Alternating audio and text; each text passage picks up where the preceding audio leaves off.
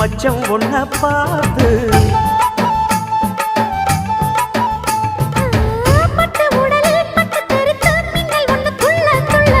வெக்கம் துடிக்க விளக்கணைக்க ஜன்னல் கண்ணை மூடிக்கொள்ள 10 நாள் கழிச்சு தாண்டி கதவை திறக்கணும்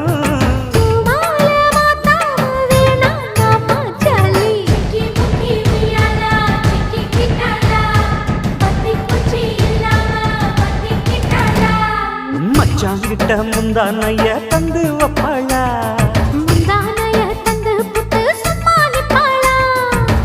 பல நாள் பசி இருக்கு விருந்து வப்பாளா